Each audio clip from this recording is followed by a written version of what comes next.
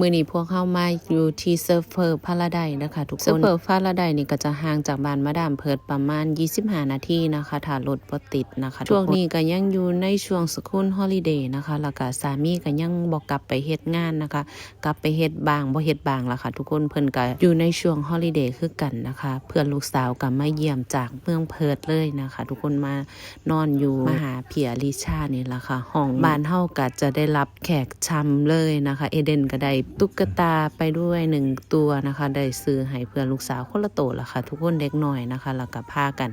มาโซนนะคะแล้วก็มากินร้านอาหารร้านประจำนะคะชื่อร้านเวลานะคะมาดามเพิร์ดก็สิมากินบ่อยถ้ามื้อใดน้ำตาลตกนะคะอยากกินหยังหวานๆเลยอยากกินอาหารสไตล์คาเฟ่บ้านเฮานะคะทุกคนแนะนำเลยนะคะร้านนี้นะคะนี่มาดามเพิร์ดลองกินเป็นกุ้งอบวุ้นเส้นนะคะพวกฝรั่งเขาก็สิพากันกินข้าวหน้าแกงกะหรี่นะคะแล้วก็จะ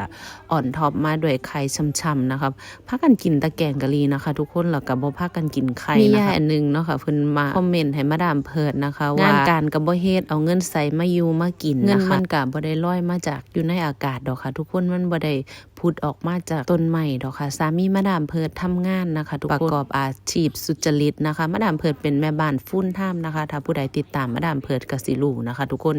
งานเลี้ยงลูกนี่เป็นงานอีหยังที่หนักแล้วก็เมื่อยสุดๆนะคะแต่มาดามเพิร์ดก็เลือกที่จะเลี้ยงลูกอยู่บ้านนะคะแล้วก็ทำงานบ้านบางมือมันก็เมื่อยบ้างบางมือมันก็ท้อบ้างล่ะค่ะแต่ความสุขของคนมันบ่คือกันนะคะบางคนสิว่าเป็นหยังบ้านเจ้าหลังใหญ่เจ้าคือบ่จ้างนะคะมาดามเพิร์ดก็เคยจ้างนะคะทุกคนแล้วมันก็บ่ต่อเนื่องนะคะอย่างนึงจ้างคุณมาทำงานบ้านนะคะก็ค่อนข้างที่จะแพงนะคะตอนนี้ยังเฮ็ดเองได้สะดวกยังมีแห้งก็เฮ็ดเองไปก่อนล่ะค่ะทุกคน